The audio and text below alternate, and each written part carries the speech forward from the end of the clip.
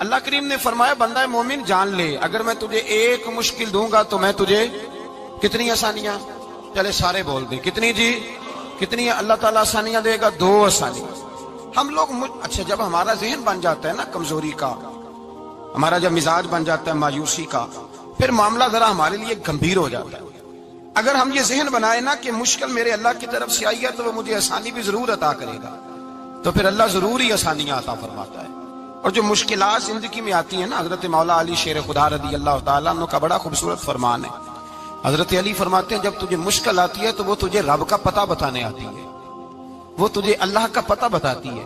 اس لیے کہ جب تو سارے اسباب کر لیتا ہے، جو ضرورت ہوتی ہے پوری کرتا ہے، تندرست ہو کے وہ کام کرتا ہے، پھر بھی کام نہیں ہوتا، تو اس کا مطلب ہے کرنے والا تو نہیں، کرنے والا کوئی اور ہے، جو کام کرنے والا کوئی اور ہے۔ تو عزیز بھائی یاد رکھیں، ہر مشکل کے ساتھ اللہ نے آسانی رکھی ہوتی ہے۔ اگر اللہ تبارک و تعالیٰ بیماری عطا کرے تو اس کے ساتھ اللہ پھر جو تندرستی دیتا ہے وہ بھی بڑی اعلیٰ ہی عطا فرماتا ہے۔ اگر اللہ کبھی غربت دے تو پھر اس کے بعد جو اللہ تعالیٰ آسانی دیتا ہے وہ بھی بڑی اعلیٰ ہی عطا فرماتا ہے۔ اگر کہیں سے آپ کو دکھ ملتے ہیں تو پھر جب سکھوں کا وقت آتا ہے تو پھر گنے نہیں جاتے۔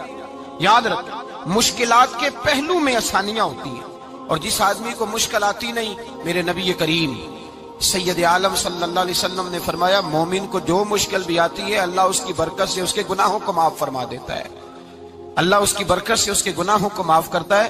یہاں تک کہ حضور نے فرمایا میرے مومن کو کانٹا بھی چبھے تو اللہ تعالیٰ اس کی مشکل کو آسان فرما دیتا ہے۔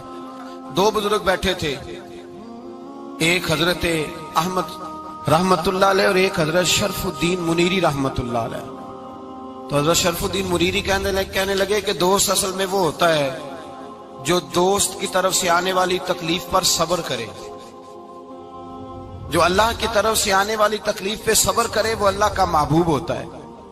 تو حضرت احمد ہی فرمانے لگے نہیں مجھے تیری بات کی سمجھ کوئی نہیں آئی، صبر کرے وہ اللہ کا دوست ہے، مصیبت پہ صبر کرے۔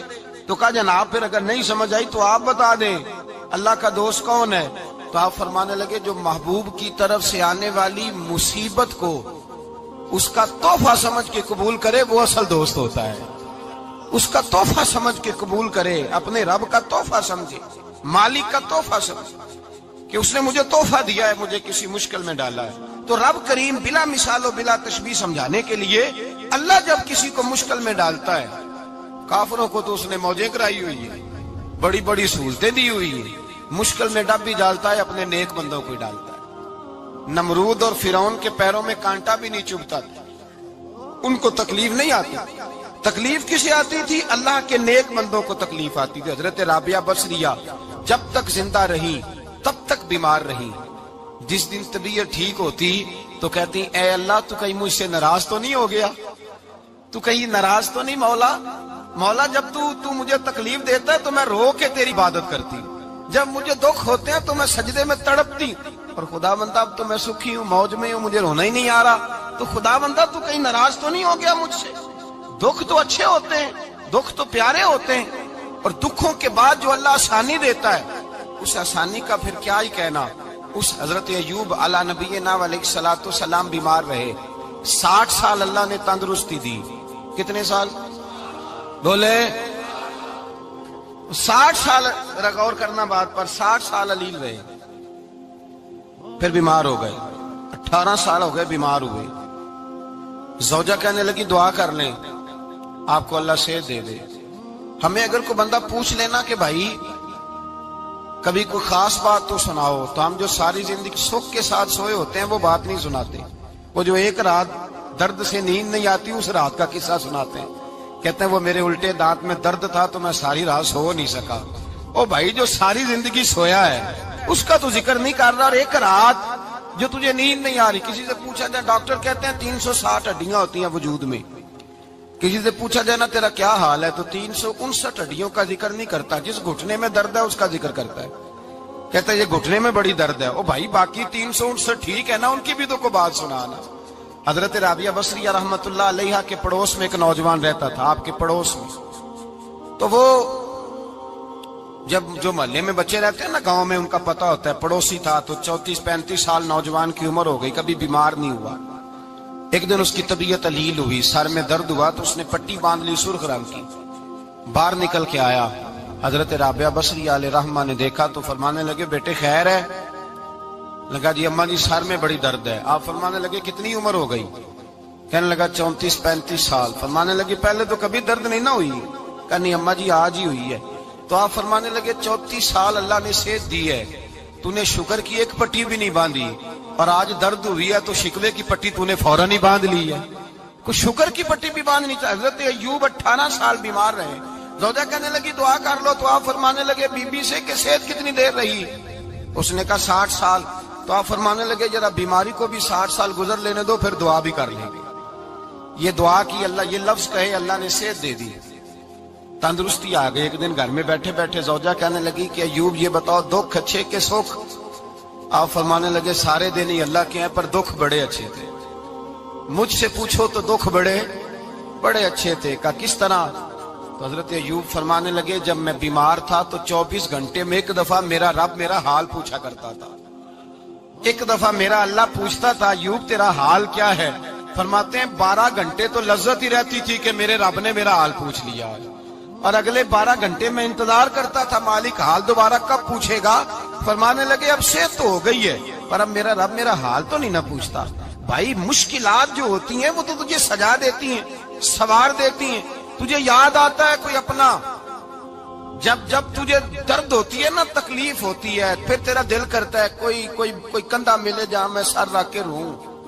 پھر اسی لیے تو کسی درویش سے کسی نے پوچھا تھا اپنا کون ہوتا ہے؟ تو کہا جو تجھے دکھ کے وقت یاد آئے وہ تیرا اپنا ہے، جو تجھے عین آزمائش کے وقت یاد آئے اور تجھے اس کا نمبر فوراً تیرے موبائل پہ چلنے لگے وہ تیرا اپنا سجن ہے، جس کو تو دکھ کے وقت یاد کرے۔ تو بھائی مشکلات کے بعد جو اللہ آسانی دیتا ہے، حضرت ابراہیم کو آگ میں بھی پھینکا گیا، حضرت ابراہیم علیہ السلام کو ستایا بھی گیا، نکالا بھی گیا، لیکن جب ان مشکلات سے گزرے تو میرا رب فرماتا ہے وَإِذِ ابْتَلَىٰ إِبْرَاهِيمَ رَبُّهُ بِكَلِمَاتٍ فَأَتَمَّهُنَّ قَالَ إِنِّي جَاعِلُكَ لِلنَّاسِ إِمَامًا۔ کہا جب ابراہیم پورے اترے تو پھر ہم نے انہیں امام بنا دیا۔ یا اللہ کس طرح کی امامت دی؟ فرمایا میں نے اتنی اعلیٰ شان عطا کی ہے کہ اپنے لاڈلے رسول کو جناب ابراہیم کی نسل میں پیدا فرما دیا ہے، میں نے مصطفیٰ کو ان کی نسل میں پیدا کر دیا، قیامت تک کے لیے ان کا وقار بڑھا دیا۔ اللہم صلی علی محمد وعلی آل محمد کما صلیت علی ابراہیم وعلی آل ابراہیم، ان کی عظمت بڑھا دی، اس لیے کہ جب وہ آزمائش سے گزر کر کے آئے پھر جو آسانی دی۔ میرے نبی پاک صلی اللہ علیہ وسلم نے دین ابراہیمی کی بہت ساری چیزوں کو رکھا، کہا میں ملت ابراہیمی پہ ہوں۔ جب کوئی مشکلات کو عبور کر کے آتا ہے، جب کوئی تکلیفیں سہ کر کے آتا ہے، اس کے لیے جو اجر ہوتا ہے، اس کے لیے جو پھر اللہ کتنی ذرا بڑی توجہ کیجئے گا۔ لوگ سمجھتے ہیں فلاں آدمی مشکل میں ہے تو شاید مشکل میں ہی رہے گا، فلاں آزمائش میں ہے تو شاید میرا اللہ فرماتا ہے ایک مشکل دے کے میں 2 آسانیاں بھی دوں گا۔ تم مشکل دیکھ رہے ہو، مشکل نہ دیکھو، وہ جو اس کو بعد میں آسانی آنے والی ہے، اور ڈبل جو میں اس پر نعمت کرنے والا ہوں اس کو دیکھو۔ حضرت یوسف کو بھائیوں نے کنویں میں ڈال دیا تھا، اور جب کنویں سے نکلے تو مصر کے بازاروں میں بکے، اور پھر زلیخا نے الزام لگایا تو حالات بگڑ گئے، حضرت یوسف کو جیل جانا پڑا۔ کتنی کٹھن زندگی تھی، لیکن میرے مالک کو کچھ اور ہی منظور تھا۔ کنویں میں گرنے والے، بازار میں بکنے والے، جیل میں جانے والے، الزام لینے والے جناب یوسف کو رب کریم نے اسی مصر کا بادشاہ بنا دیا، اللہ پاک نے اسی مصر کا حکمران بنا دیا۔ یاری تیری سونا پر ازمیشاں تیریاں اگ، اے سونا پرکھیا جامد آئی پہلو نال اگاں دے لگ، اس کے لیے تھوڑا سا جتن کرنا پڑتا، تھوڑے کٹھن حالات سے گزرنا پڑتا، تھوڑی آزمائشوں کا روپ دیکھنا پڑتا ہے۔ ہم چاہتے ہیں کہ ہمیں چھیڑے کوئی نہ کوئی تکلیف نہ آئے، کوئی آزمائش، یہ ہو نہیں سکتا میرے بھائی۔ نامی کوئی بغیر مشقت نہیں ہوا، 100 بار جب عقیق کٹا تب جا کر نگی ہوا۔ ہم چاہتے ہیں کہ ہمیں کچھ بھی دقت نہ آئے، مشکلات نہ آئے، اور مشکلات تو انسان کو سنوارتی ہیں بھائی، وہ تو نکھارتی ہیں۔ کبھی پوچھا کرو جا کر کے کسی گندم کے دانے سے کہ تو کہاں سے ہو کے آیا ہے، کہاں سے نکل کے آیا ہے، تو وہ بتلائے گا کہ بڑے مشکل مراحل سے گزرا ہوں، اور پھر اللہ نے مجھے طاقت دی ہے کہ میں انسان کے وجود کا حصہ بناؤں۔ تو بھائی کٹھن مراحل، آزمائشیں، تکلیفیں، یہ انسان کو بڑا انسان بنا دیتی، یہ اس کے لیے ترقیوں کا پیش خیمہ ہوتی۔ ہمارے جوان پریشان ہو جاتے ہیں، عورتیں خاص کر کے اس بات پہ توجہ کریں، وہ بڑی جلدی غم لے جاتی ہیں، وہ کہتی ہیں جانے میرا کچھ ہوگا ہی نہیں، جانے میرا کچھ ہو ہی نہیں سکتا۔ میرے بھائی درجنوں اور بیسیوں لوگ ایسے ہیں جن کی اولادیں نہیں تھی لیکن نام ان کا ان سے بھی زیادہ ہے جو بڑے بڑے صاحب اولاد۔ حضرت عبداللہ مزنی حضور کے غلام تھے، قبیلہ مزن کے رہنے والے، والد فوت ہو گئے، چچا نے پالا تھا، اسلام قبول کر لیا۔ چچا اسلام کا بڑا دشمن ہے، حضور کا نام آئے تو جلال کرتا، حسد اور بغض میں جل جاتا، بڑی اسلام کے ساتھ دشمنی اور عناد رکھتا ہے۔ حضرت عبداللہ کہتے ہیں پہلے تو میں عشق رسالت کو دباتا رہا، پھر یہ چنگاری شعلہ بن گئی، پھر کہ یہ ہلکا سا جذبہ سمندر اور صحرا کا روپ دھار گیا۔ فرماتے ہیں ماں تھی اور میں تھا، میں گیا جا کے چچا سے کہا میں نہیں رہ